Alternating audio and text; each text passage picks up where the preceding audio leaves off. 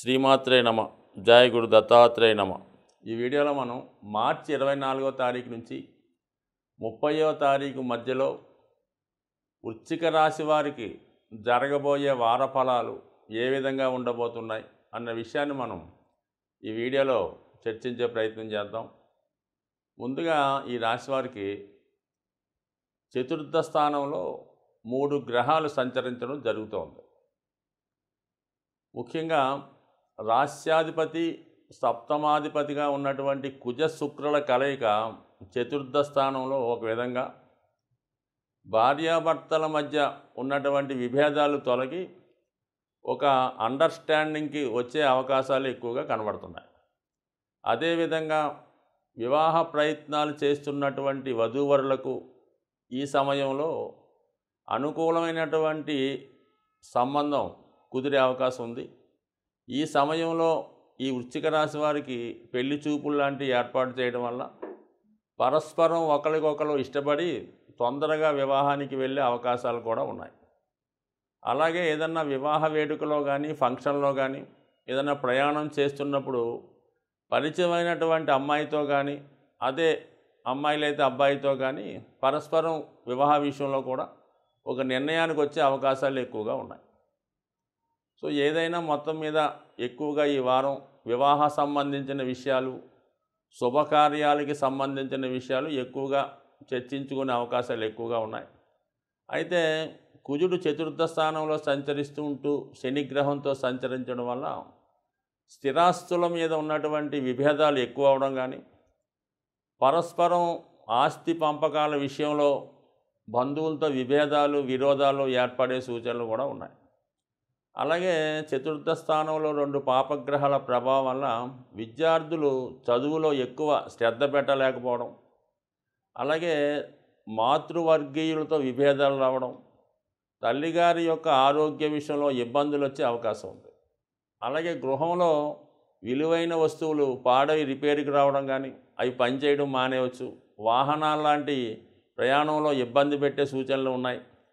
సమయానికి మీ అసిస్టెంట్స్ సకాలంలో రాకపోవడం వల్ల ముఖ్యమైనటువంటి పనులు కూడా ఆగిపోయే సూచనలు ఉన్నాయి. కాబట్టి ఏదైనప్పటికీ కూడా ఈ వృశ్చిక రాశి వారికి ఈ మధ్యకాలంలో ఏ పని తలపెట్టినా అది మధ్యలో ఆగిపోవడం అనేది కామన్గా జరుగుతున్న విషయం. కాబట్టి ఏదైనా ఒక ప్రయత్నం చేసే ముందు, ఒక పని ప్రారంభించే ముందు దానికి తగిన వనరులన్నీ సమకూర్చుకొని ముందుకు వెళ్ళాలి తప్ప సమయానికి అదే వస్తాయి లేని ముందుకెళ్తాం మాత్రం చాలా కార్యక్రమాలు మధ్యలో ఆగిపోయే అవకాశం ఉంది. మరి ఈ సమయంలో జాతకులు వాహనాలు రిపేర్ చేయడం కానీ, గృహాన్ని ఆధునీకరంగా అలంకరించి మరి దాన్ని రీమోడల్ చేయడం కానీ, గృహంలో అలంకరణ వస్తువులు ఫర్నిచర్ లాంటివి సమకూర్చడం కానీ ఇవన్నీ కూడా సమకూరే అవకాశం ఉంది. ఏదన్నా మొత్తం మీద ఇప్పుడు కానీ త్వరలో కానీ మీకు కానీ మీ కుటుంబంలో ఒకరికి కానీ మీ ముఖ్యమైనటువంటి మీ సంతానాన్ని కావచ్చు, మీ తోడబుట్టిన వారు కావచ్చు, వివాహ వేడుకలు లాంటివి జరిగే అవకాశం ఉంది. కాబట్టి దానికి ముందుగానే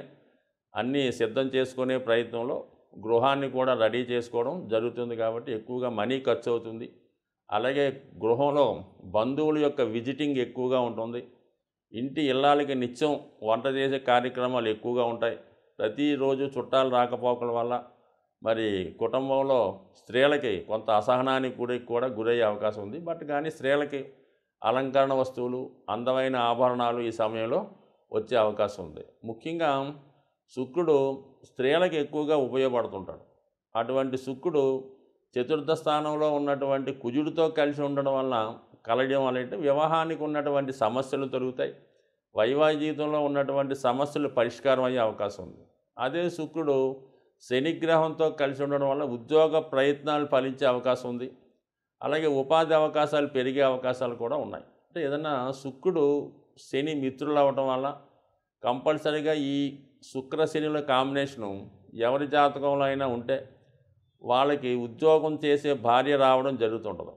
లేదంటే వివాహం తర్వాత వీళ్ళకి కలిసి రావడం జరుగుతూ ఉంటుంది. లేదంటే ఎక్కువ కట్నంతోనో ఎక్కువ ఆస్తి ఉన్నటువంటి అమ్మాయి భార్యగా రావడం వల్ల కామన్గా ఏంటంటే అబ్బాయిల యొక్క జన్మజాతకంలో శుక్రుడు శని కలిసి ఉంటే ఖచ్చితంగా వాళ్ళకి వివాహం తర్వాత లైఫ్ సెటిల్ అవ్వడం జరుగుతూ ఉంటుంది. అలాగే ప్రస్తుతం ఏంటంటే ఈ ఎవరి జన్మ జాతకంలో అయినా సరే ఈ కుజుడు శుక్రుడు కలిసి ఉన్న, అలాగే శుక్రుడు కుజరాశుల్లో ఉన్న, శని రాశుల్లో ఉన్నా కూడా ఒక విధమైనటువంటి వ్యభిచార దోషం ఏర్పడుతుంటుంది. అనవసర ధన వ్యయం దోషం కూడా ఏర్పడుతుంటుంది. కాబట్టి ఈ సమయంలో జాతకుడు తనకు సంబంధం లేని వ్యక్తులకు, కొత్తగా పరిచయమైన వ్యక్తులకు ఒక విధమైనటువంటి ధనాన్ని ఖర్చు పెట్టడం, ఊరికే మనీ వేస్ట్ చేయడం, అక్కర్లేని ప్రయాణాలు, ఊరికే తొందరపడడం ఇలాంటివి జరుగుతుంటాయి. కాబట్టి దగ్గర వాళ్ళ మీద కోపం చూపించి అక్కర్లేని వాళ్ళ మీద ప్రేమ చూపించే అవకాశం ఈ సమయంలో ఉన్నది. అలాగే లాభంలో కేతు సంచారం వల్ల ఏంటంటే పనికిమాలిన వంటి వ్యక్తుల యొక్క మాటలు విని ఆత్మీయులను దూరం చేసుకునే అవకాశం కూడా ఈ సమయంలో ఉంది. కాబట్టి సాధారణంగా జాతకుడు ఈ వారంలో దగ్గర బంధువులతో విరోధం రాకుండా చూసుకోవడం, వారికి ఏ విధంగా మనస్తాపం కలగకుండా ప్రవర్తించడం అన్నది చెప్పుకోదగ్గ సూచన. ఏదైనా ఈ రాశివారు ఈ వారం హనుమాన్ ఆరాధన వల్ల, లక్ష్మీ స్తోత్ర పారాయణ వల్ల, శుక్రవారం అమ్మవారి ఆరాధన వల్ల ఖచ్చితంగా వివాహానికి సంబంధించినవి, ఆర్థికపరమైన సమస్యలు పరిష్కారం అయ్యే అవకాశం ఉంది. ఈ నెల ఇంచుమించుగా మనకి 30వ తారీఖుతో మార్చి నెల ఎండింగ్ అవటం, అలాగే మరి మనకి ఏప్రిల్ 9వ తారీఖున ఉగాది రావడం జరుగుతుంది. సో అలాగే మనకి శ్రీరామనవమి కూడా ఏప్రిల్ నెలలో రావడం జరుగుతుంటుంది. అంటే ముఖ్యంగా ఏంటంటే ఈ ఏప్రిల్ నెల అంటే మే తర్వాత వివాహ ముహూర్తాలు చాలా వరకు లేకపోవడం వల్ల చాలా వరకు వివాహ విషయంలో తొందరపడడం జరుగుతూ ఉంటుంది. మనకి సాధారణంగా దేవుడి కళ్యాణం జరిగిన తర్వాత వివాహం చేద్దామని కొంతమంది ఎదురు చూస్తుంటారు. సో అతి కొద్ది రోజులు మాత్రమే సమయం ఉండడం వల్ల ఎవరైతే చాలా కాలంగా వివాహ ప్రయత్నాలు చేస్తూ ఏదో విధంగా సంబంధాలు బాగా దగ్గరకు వచ్చి మిస్ అవ్వడం కానీ, ఈ అనేక కారణాల వల్ల మరి వివాహాలు ఆలస్యం అవడం జరుగుతుంది. మరి రాబోయే శ్రీరామనవమి ఖచ్చితంగా వధూవరులకి శీఘ్ర వివాహం జరగడానికి ఒక అనుకూలమైనటువంటి పరిహారం అనొచ్చు, ఒక పుణ్య కార్యక్రమం కూడా అవ్వచ్చు. ఎవరైతే వివాహం కొరకు ఎదురు చూస్తున్నారో వారి యొక్క తల్లిదండ్రులు వివాహ శ్రీరామనవమి యొక్క పట్టాభిషేకం రోజు అంటే సీతారామ కళ్యాణం రోజు సంపూర్ణంగా మరి ఆ కళ్యాణాన్ని చూడటం వల్ల, ఆ కళ్యాణంలో పాల్గొని సీతారాములకి వేసినటువంటి తలంబరాలు కొన్ని తీసుకొని మరి ఎవరికైతే వివాహం జరగవలసి ఉన్నదో వాళ్ళు విధి విధానంగా అమ్మవారిని అయ్యవారిని తలుచుకొని ఆ తలంబరాలు తల మీద ధరించడం వల్ల చాలా వరకు వివాహం మళ్ళా శ్రీరామనవమి వచ్చే లోపల 100% కొన్ని వేల మందికి ప్రత్యక్షంగా చూడడం జరిగింది. లేదు పేరెంట్స్ అవకాశం లేకపోతే స్వయంగా ఎవరికైతే వివాహం జరగాలో వాళ్ళు ఈ సీతారాముల కళ్యాణంలో పాల్గొని విధి విధానంగా ఆ తలంబరాలు తల మీద వేసుకోవడం వల్ల ఖచ్చితంగా వివాహం జరగడం జరుగుతుంది. అలాగే ఎవరైతే వైవాహిక జీవితంలో ఇబ్బందులు పడుతున్నారో, భార్యాభర్తల మధ్య సమస్యలు ఉన్నాయో అటువంటి వారు కూడా ఈ సీతారామ కళ్యాణం తిలకించడం వల్ల 100% వాళ్ళ యొక్క సమస్యలు కూడా పరిహారం అవడం జరుగుతూ ఉంటుంది.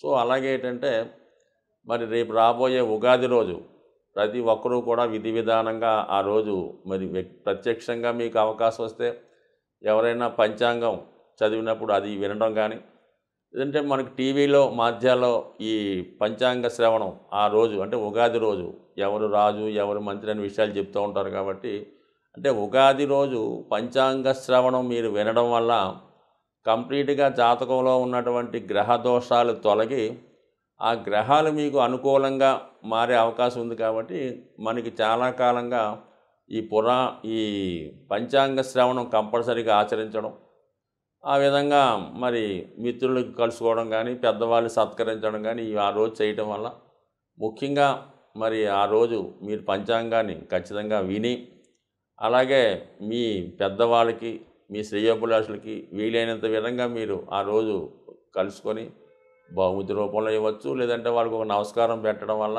వాళ్ళ ఆశీర్వాదం తీసుకోవడం వల్ల 100% కూడా ఆర్థికపరమైన సమస్యలు తొలుగుతాయి. గ్రహాలు మీకు ఆ సంవత్సరం అంతా కూడా అనుకూలంగా ఉండి మీ యొక్క విజయానికి కారణమవుతుంటాయి. సాధారణంగా మనం నవగ్రహాల్ని ఆరాధించడం వల్ల, నవగ్రహాల యొక్క విశేషాలు తెలుసుకోవడం వల్ల ప్రతి గ్రహం కూడా వాళ్ళ యొక్క జాతకుడికి అనుకూలంగా ప్రవర్తించే అవకాశం ఉంటుంది. సో ఏదైనా మనం ఎంత నమ్మితే గ్రహాలు మనల్ని అంతగా లాభాన్ని, ఐశ్వర్యాన్ని ఇవ్వడం జరుగుతుంటాయి. ఇది నమ్మకంతో కూడుకున్నది. కానీ మనం శాస్త్రాన్ని శాస్త్రానిగా నమ్మడం వల్ల ఖచ్చితంగా మంచి జరిగే అవకాశం ఉంది. స్వస్తి.